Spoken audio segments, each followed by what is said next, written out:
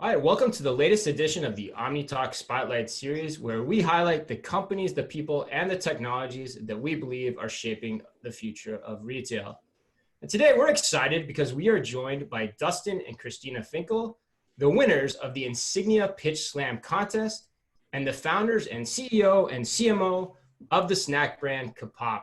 Christina and Dustin, welcome to the show. Thank you for having us. Thank you.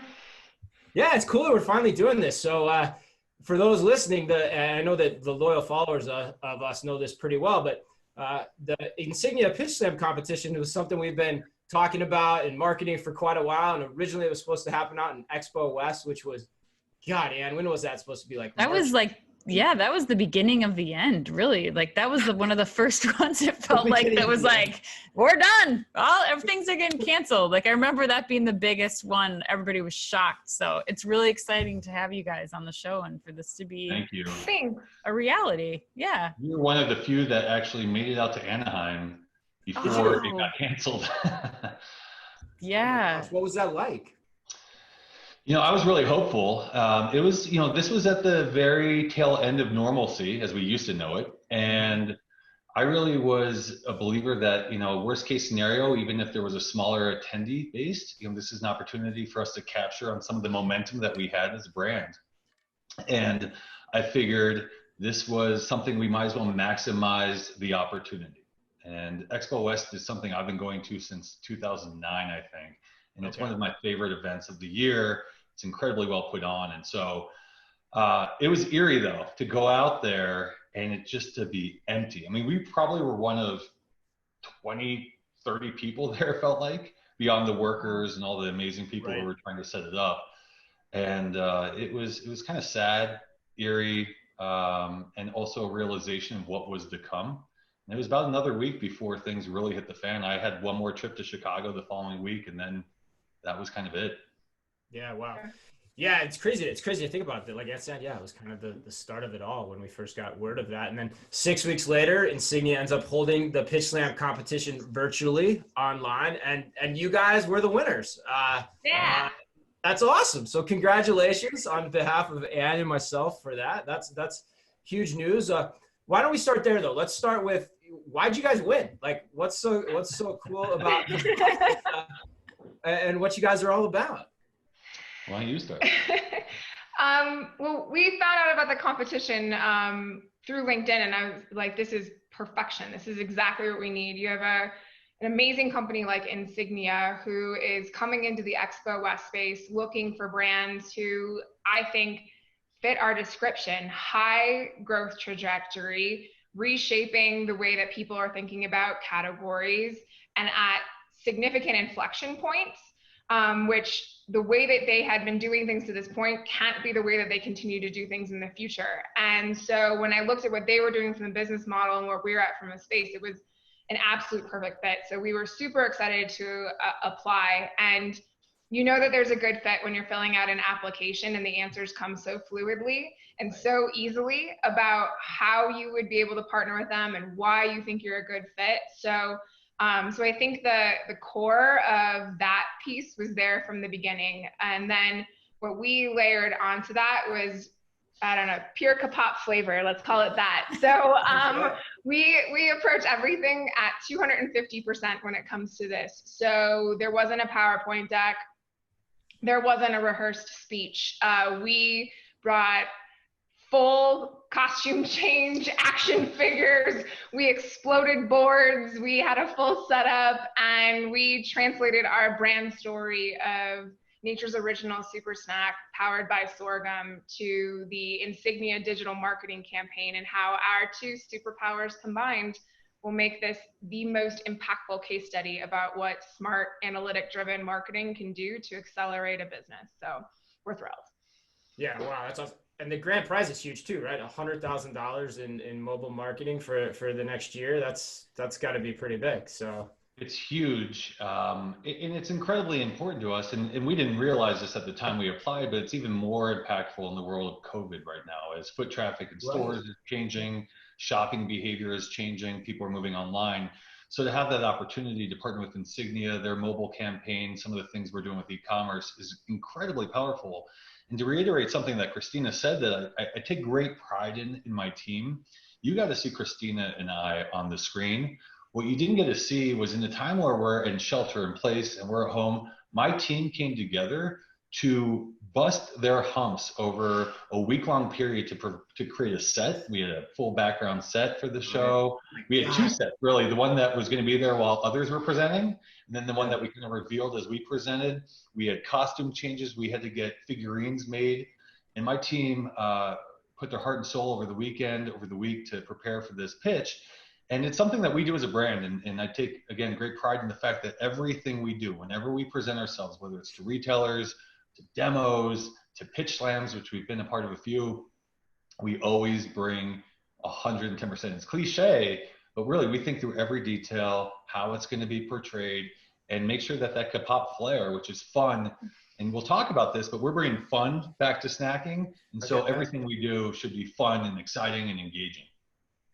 Well, and I feel bad. I feel a little bad now for your fellow competitors in the pitch slam competition, because the one thing I learned too is that you guys have to practice with this going into it. So you guys were part of Shark Tank too, right? Like, how did that experience play into the whole thing? And what did you learn from pitching that, and how you pitched it, and what you pitched play into what you did with the Insignia competition? I think Shark Tank has set us up as a business, which we can talk about incredibly well. But for other pitches, the hard part now is being creative for every pitch. Like, how do we bring that same flair and energy and be unique and different? Because now we've done about 3 or 4 pitches now, and we got to keep fighting the creativity there. Well, tell us exactly what is the product? Like, give us the background on what it is. And then let's talk about where you guys are as a company. As a business relationship, we're obviously a husband and wife team as well, but it has been on our absolute must-do in our lifetimes, start a company together. And we have deep background in food, having each worked in the CPG space and food in particular for over 15 years at this point. But we've always had this conviction and passion for the idea of doing something for ourselves. And so it's always been in the back of our mind, but we just kept pressure testing that desire with ideas, and nothing ever held water. We always found points of weakness or things that really felt that they weren't viable or sustainable in the concept or the idea. And that changed when we started playing around with ancient grains. And I'll let Dustin take the story from there, because it's really his passion around it that unlocked everything for the company. Definitely a team effort, but I'm a CrossFit trainer, personal trainer, nutrition enthusiast. I care deeply about what we put in our bodies, and I believe wholeheartedly that there's a connection between what we eat and our health and wellness, right? And that goes into nutrients, proteins, etc. And I've worked in the CPG space for a long time, and I've actually been CEO or CMO of other small companies. I'd never started my own company.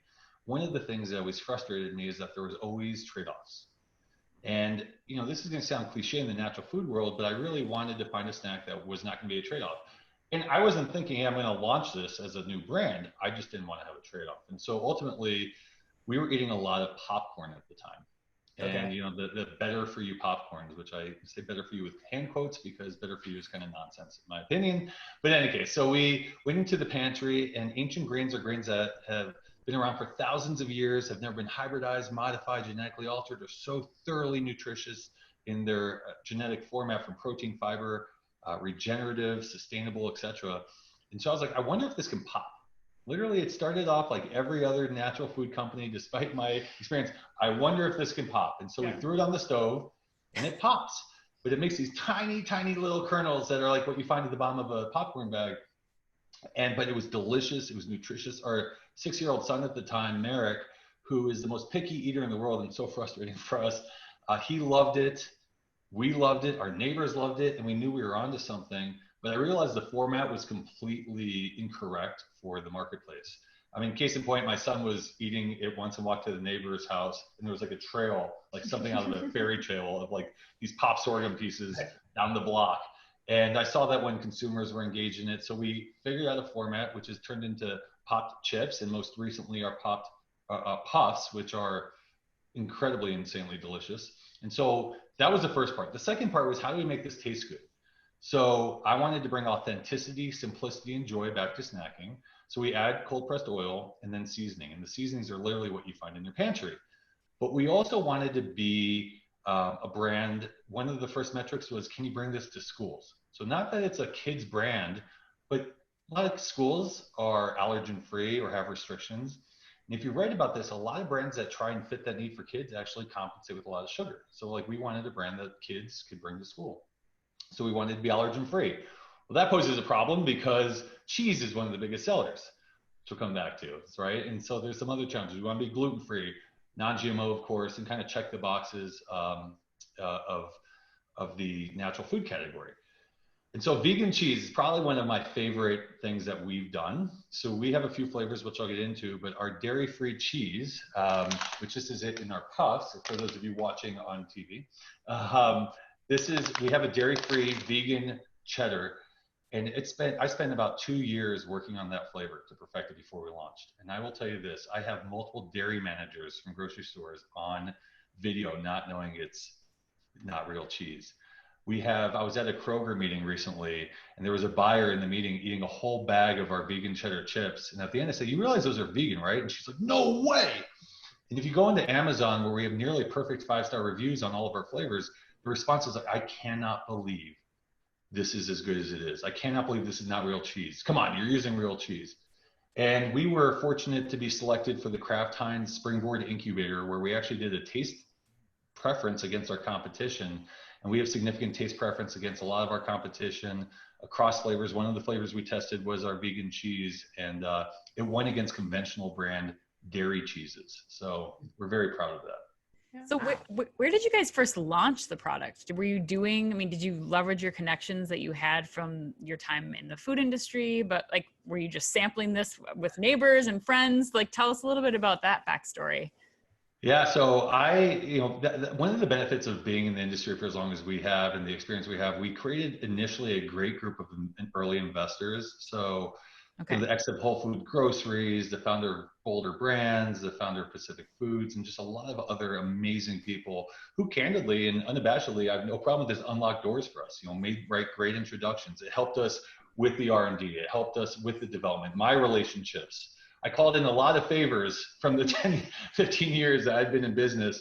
And a lot of people came through. And so when we initially launched, my goal was not to be the farmer's market to 5 stores of Whole Foods to a region of Whole Foods. I wanted to go fast and big because it meant, like many food products, we don't have a patent, right? We have a lot of trade secrets, but it's about execution and great branding. So I wanted to move fast. And so we engaged counterparts. We launched very quickly, actually initially in Chicago, believe it or not, with a partner who helped launch Skinny Pop and launched RX bars. So he partnered with us. He was a DSD distributor. He got us going so we could have proof of concept. We came into the market in Colorado, where we're located in Boulder, and partnered with amazing retailers like Lucky's, Alfalfa's, and other independents, and quickly kind of got that initial proof of concept. And to this date, April 20th, 2020, which was a few days ago from when we're recording this, was our 2nd anniversary. And to this date, we've had a 100% success selling rate at retail. And so getting this product in front of the retailers is what we've been focused on, building that ACV, and then obviously focused on velocity, which has been done through trial, demos, events, etc. And what about Amazon? You guys have a pretty robust Amazon presence, I have to say. That is no like rookie direct-to-consumer marketplace, let me tell you. Thank you. I will start that one. Unlike the retail world, I'll switch this to Christina, but I'll start the story because and Christina takes all the credit for this. We launched April 2018, and until January 2019, I could not figure out Amazon. I came into this with a lot of ignorance from an e-commerce perspective. I've been a retail brick and mortar expert, I guess, whatever, for my career. It's like, oh, it's e-commerce. You throw it on there. No problem. You do some marketing behind it. And I could not crack the nut. We were doing less than $500, $1,000, maybe $2,000 a month on Amazon, which is insane compared to what we're doing now. And finally, Christina, through her guidance, through some really awesome partners that we found in the industry as well, really took us to the next level. We saw significant growth. And then when Christina came on full time, she really took it to the next level. And I'll let you kind of take it from there. Yeah, no, first was finding the right partners who actually understood how to execute on the platforms. We had our fair shake of ones that weren't doing that very well, honestly. But then it was the recognition of when we found out we got Shark Tank, right? And so we had been continuing to progress our performance on Amazon month over month. And to Dustin's point, we took it from like $500 a month to maybe like $8,000 a month, which is a really nice progression in six months. But when you get 3.5 weeks notice that you're going to get 3 million households of eyeballs on your business, and the fastest way for them to engage with you is Amazon, you kick it into high gear. So when we found out about Shark Tank, we went to school on e-commerce hardcore. So in those 3 weeks, we completely refaced our website. We completely refaced all of our Amazon content. We built an entirely new marketing program from a Google and search and paid perspective to surround that. And then built out on the back end through email marketing and reviews processes, a ways to continue that flywheel of business once you get them started in the trial standpoint. So just a massive overhaul of that entire platform so that we could capitalize on that moment of awareness, and it paid off huge. So we did, in the 10 days post Shark Tank, our entire 2019 in e-commerce. So just an unbelievable step change. Now that was a huge spike driven by the awareness in the first Shark Tank, but it set us at a new base. And then now it's about pumping that momentum, because e-commerce is the gift that keeps on giving. You don't need to rely on luck of them coming back down the aisle or remembering to put you on that shopping list or getting that right paid in there. There's so much you can do to force that remembering and that awareness of you through all the digital vehicles, that this is, it's truly the gift that keeps on giving if you just know how to continue to push and invest in the right ways. I want to underline that point, if I may, real quick, which is, and this is something more as a high level of a company that I think we do incredibly well. It goes back to how we won, I think, the Insignia Pitch Slam, how we ended up on Shark Tank. They gave us 3 weeks notice on December, I think it was 27th. We got the email that we were going to be on Shark Tank on January 19th. So that's about 3 weeks. Keep in mind, that's over Christmas break, New Year's. No one's working. We had to get production in there. We had to do all these things. And so we found out, I brought my team together that afternoon after about an hour of celebration. And I started my career in investment banking. I'm very analytically driven, very P&L focused. And we went down the P&L and we went line by line and figured out what we needed to do to support the Shark Tank. Because Shark Tank is really what you make of it to a certain degree, right? And I'll tell you what, Christina mentioned some things, but also what we accomplished in brick and mortar across every single retailer that we partnered with. The amount of things that my team, our partners, our agencies, our friends accomplished in literally, probably realistically 2 weeks after we kind of got our plan and started executing was unreal. And I think that underlines what our brand is and why I think we continue to beat the odds, because the odds are stacked against us, as you guys know, right? As a small company in the natural food space or any space, we really fight against those odds by always delivering as much as we can. That's awesome. That's awesome. Yeah, no, I think that's the thing people underestimate about entrepreneurship is just, how hard and how much you got to grind and work it out. I also think it's hilarious that your anniversary is on the 20th of April too, and that you're just outside of Boulder, Colorado, but that's a separate topic. But you know what's funny about that actually is, so I didn't realize, I hate to admit this, but I didn't realize that until our first anniversary. So it's like, I didn't launch right around here. And then Haley, who's worked with me since day one, she's like, you realize it's on 420, right? I was like, you got it. You hadn't slept for a year. I was just on the phone with another entrepreneur who shall remain nameless, who's doing a phenomenal job in his own company. He was talking about 420, and all he said was, your snacks came in handy yesterday. Right. I bet. Well, how big is, so where are you guys now? How big is how many flavors? How big is the product line? Now, how are you approaching like the next year, funding wise, anything you can share in relation to kind of the growth trajectory of the company and where you plan to go? Yeah. So I'll answer that maybe in reverse order, but we launched in, like I said, April 2018. Our first year, we did about $145,000 in revenue. Woohoo, crushing it. Hey. And it was great. I mean, for us, it was exciting. In our second year, we did about 500,000 plus. 2019. So, still small. It was a lot of things got pushed later. We're still trying to figure out a lot of what we're doing, building velocities. This year has been is kind of our hockey stick year.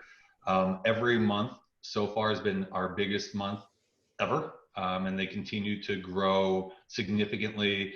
We initially had started the year with a plan to be 70% retail. We're probably going to end the year 50-50 retail to e-commerce. Okay, I actually would say it's like 50% e-commerce, 40% retail, and then 10% other, which this 10% other, I'll come back to in a minute because it's been incredibly impactful for our business and a place where I didn't really ever think about a source of volume.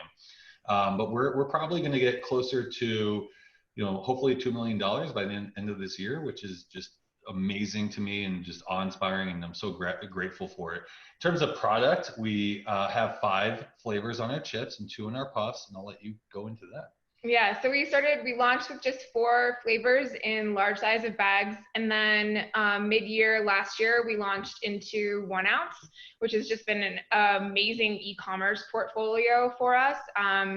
And then we expanded that line with the red and green sriracha on chips in December of this past year. And then in February, we just launched our 2 SKU puffs lineup. So this is our first platform extension, let's call it that. But we're super proud of it because it takes the exact same benefit bundle. So the same ingredient list, everything vegan, gluten-free, top-to-bottom allergen-free, and puts it into an entirely new format. And then we have several new, we have new innovation that'll be coming. So early Q3, we have 2 new flavors that we're gonna be launching across chips and puffs. So our go-to-market model remains move fast, innovate quickly, do not compromise though a second on anything along the way. So some things have taken us a little longer. So one of the flavors is going to be about a year of development because it's just hard to get all of our specs in and still deliver on the taste expectations. But then move fast on e-commerce and promote aggressively, use that as your validation point, and then move strategically into retail. There's a couple of things in there that I think are really, really important. So we have a red and green sriracha that we launched in late December of 2019/January 2020. It's already our number 2 selling SKU. Our puffs are a game changer. We kind of stumbled on them by accident, but again, if you look at the reviews and the constant comments, I really do think the puffs are the game changer for our business.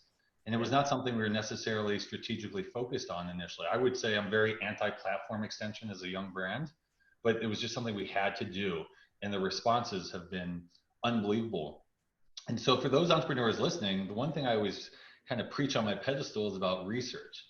I've never been a big research and R&D guy from a consumer insight standpoint, even in my big CPG days. And even when I had millions of dollars in my budget, something I talk to my students about, I talk to companies I mentor, is the power of real conversations with consumers. So when I was running bar businesses, and I was a GM of a large division of a large company, I had millions of dollars to spend, and we would do some of the standard CI work. But my favorite thing to do would be to go to the bar aisle at a Whole Foods or a Kroger and just act stupid. So I'd see a woman grab a bar who's in my kind of target demographic, and I'd say, "Oh my God, I'm looking for a bar for my girlfriend or wife. Why are you picking that one? Is that a good bar?"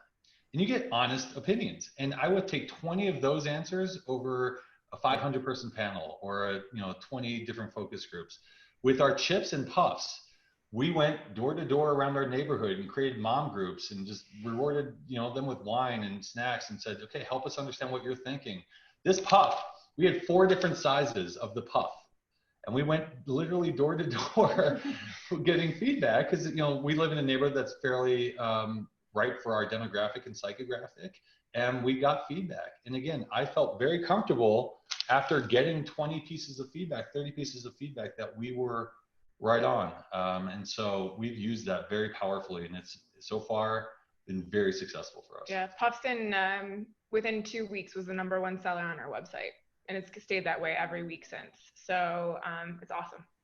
Yeah, I'm actually incredibly excited to try that. My wife, she's gonna kill me, but Mrs. Omni talk at home, she's always eating puffs, but I can't eat them because I can't eat corn because I have a lot of those. Oh, those perfect for you. This is yeah. No corn, rice, or wheat in our stuff. Yeah, No, exactly. So like, I'm pumped about this, but oh yeah, and we're gonna do a Omni Talk listeners are gonna get a code, right, for all this stuff Yep. too.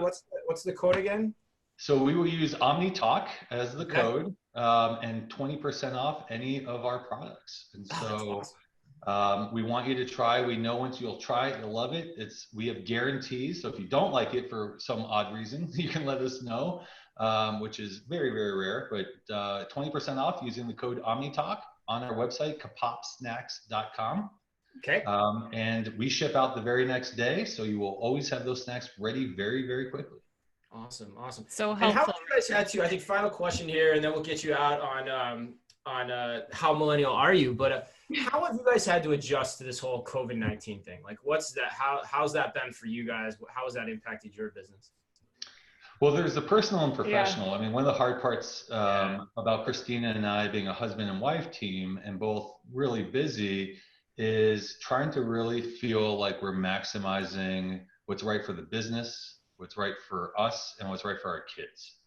And, you know, homeschooling kids, God bless all the people who've done it before this, but it's really difficult to focus the time they need to give them the attention that they require. That's probably been the hardest thing. I will say, and I said this on the Insignia Pitch Slam too, there's been something though very powerful for me. And I think there's a lot of good things if you kind of take an optimistic approach about all the horribleness of COVID, right, which has been awful. But for things like I traveled 120,000 miles domestic last year. Totally. And I've spent more time with my wife and my kids over the past month than I probably have all of last year combined. Having that relationship, our kids are becoming best friends with each other, right? And so I think there's some power in that. Also learning, as a lot of people said, that we can do things through video channels and other things that maybe that don't require as much travel. So I think there's some power coming out of that. On a business perspective, I am a part of a lot of CEO groups, and they've been very cathartic. We meet weekly and talk about, you know, what's going on in our worlds, and it's interesting to see how everyone's emotions change fairly dramatically week to week, from person to person, right? One week you're up, next week you're down. I think I've noticed kind of three types of companies that are coming out of this, and I'll talk about where we're at. One is a company that I think just had bad luck, and I'm talking about the food space. Obviously, restaurants and all the other industries are different and suffering really dramatically. But in our kind of world, in our size, let's say you just happen to be low on cash reserves at the time COVID hit, and you're heavy in the midst of fundraising, and you really didn't have a chance to really come into this with some runway. I think you were really in an unfortunate position, and I think that's going to weed out some companies that otherwise might have been great companies, unfortunately. I think the second thing as part of that has been understanding what's a need and a want. So there's a lot of things in the natural food industry that I think we think are needs, but we're finding out are wants from partners, from agencies, from support staff, from team, et cetera. And so really putting a critical eye to what's a need versus a want to build your business, I think has been helpful. And that goes to the kind of the third bucket, which is the CEOs who have been proactive and not reactive. And I hope we would fall into that bucket. But from day one, we started aggressively looking at our P&L. Now the top line's been doing great, but you know, it's all about cash runway. It's all about really understanding where we can do. So we were able to shave or add, I should say, about 3 months of runway to our cash portfolio through some really aggressive work on our P&L. Our partners have been absolutely amazing in their ability to work with us and proactively thinking about supply chain, about launches. Consumer needs are shifting online, so dramatically shifting our focus. Like I said, 70-30 retail to e-commerce to 50-50, and really making those changes. So I think those have been the companies that are very successful and something that we're focused on day by day. Yeah, I think that the two biggest things that I'm like most proud of / continuing to be challenged on is exactly what Dustin talked about. We have a kindergartner and a second grader. Yeah. So making sure that we're helping them progress while managing the business. And managing the business now means, you know, running our original business playbook and continuing to run the day-to-day that we need to do in order to keep Pop Snacks thriving and growing, and then running our new playbook, which is how do we think about optimizing within this constantly changing retail environment. And I think the thing that I'm most proud of is that we were presenting out to our investors a COVID-19 plan for the business 7 days after Expo West. because we were clear that there was like clouds on the horizon, and we needed to be at the front of the line and convincing them that we had the playbook and we were ready to go, and that we're the team to continue to bet on, because we're gonna have the forethought to go after the opportunities and dodge the risks. So. And no, by the way, we're a food company and we can support our community too. So the St. Vrain School District, which is a school district that we're a part of in Colorado, all the kids who really struggle to get healthy meals or meals at all through this, we really have leveraged our supply to partner with them and donate. We're doing a big donation to Northwestern Hospital this week to feed some of their staff who maybe sometimes gets overlooked. The people are really working hard keeping the rooms clean and keeping the hospital safe. So we're excited to do things like that, and our investors have been incredible partners. One of our investors is buying product at cost to donate as many places as possible. So it's been great. That's awesome. That's awesome. And really good advice too, I think, in terms of how to think about what's happened and kind of put your own thought process in your own company and perspective if you are out there doing the grind like we are as entrepreneurs. So, so cool. Awesome. Well, hey, thanks you guys. We got to get you out of here on this though. It's our standard questionnaire, and I think we got to put them through. How millennial are you? All right, let's do this. Are you guys ready? I'm scared. I'm thoroughly excited. All right, we'll start with the first question. So we'll use more normal circumstances for this one.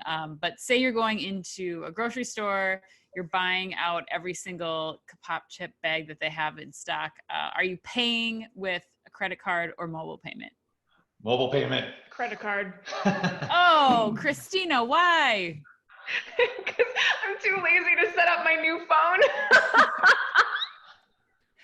Dustin, what about you? I would say mine's less millennial, more I'm a point fanatic, and so you get points. I'm also an Android guy, which also might make me anti-millennial, but like you get points for Samsung Pay and for you get points on your credit card. So I'm like double dipping. It's fantastic. Yeah. That's a new highlight to how millennial are you. I don't think anybody's talked about the Samsung Pay points in addition. So. I know. We're back to even. Have you heard about this fax machine technology? It's Oh, tell me more. It's like Uberish, the way just ended that one, but that's good. All right, next question. How many times in the last week have you ordered coffee, food, takeout, drinks via an app?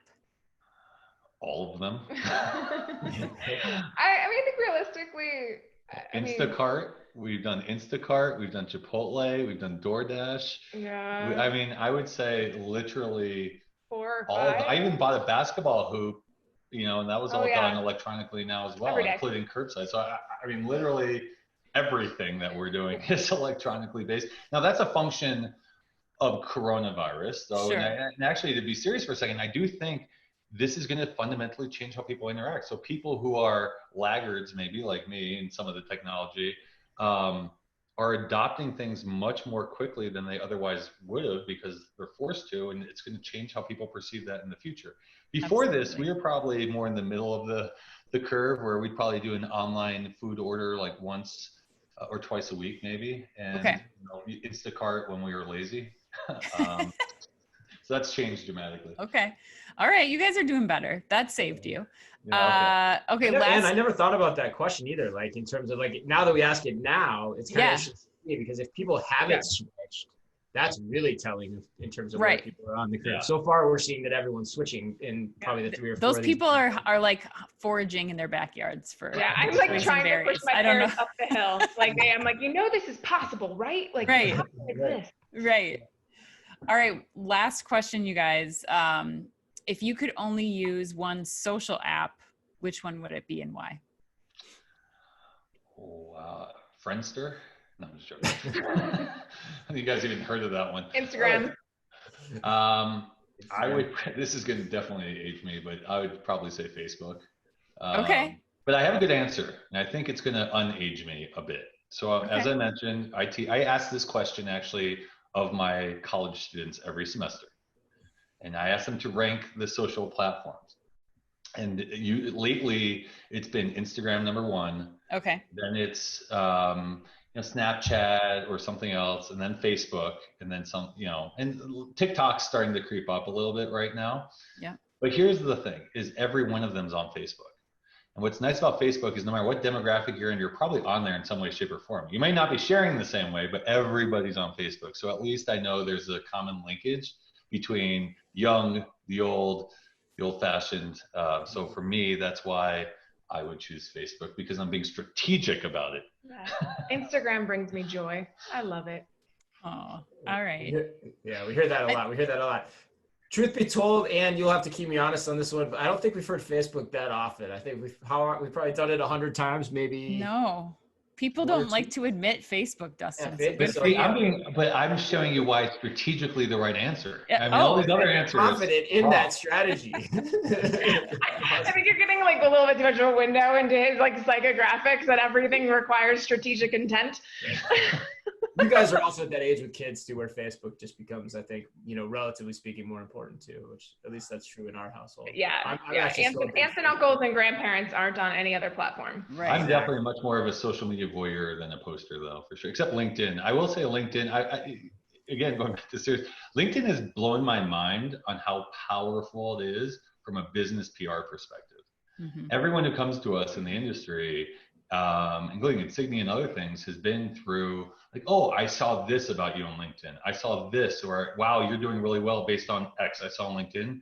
It's the most powerful PR engine I've ever seen for a business, and I had no idea about that before starting this company. So from a business perspective, there's no question the power of LinkedIn outweighs, again, from a PR perspective, any other social media engine whatsoever.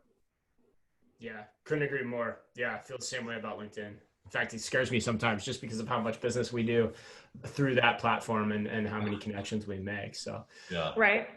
Well, awesome. Well, this has been awesome. This has been great, you guys. Fantastic interview. It's been great to hear the origin story. It's been great to hear about Kapop. You mentioned where people can go and buy the product. If people want to go get in touch with you, what's the best way for them to do that? Should they hit you up on LinkedIn? Like, what do you guys prefer? Yeah, obviously LinkedIn is super easy. Otherwise, you can email me, Christina, the CH, at kapopsnacks.com. All right. Well, thank you guys. That was fantastic. That was awesome. Thanks so much for sitting with us. Again, for those listening, this has been Dustin and Christina Finkel, the founders and CEO and CMO of Kapop. Thanks to them. Thanks, of course, to Insignia Systems. Thanks to them for sponsoring the Pitch Slam competition, giving us the chance to sit down with Christina and Dustin today. And thanks to them, as always, for the sponsorship of everything we do here at Omni Talk. On behalf of Insignia, on behalf of Dustin and Christina and Ann, as always, be careful out there.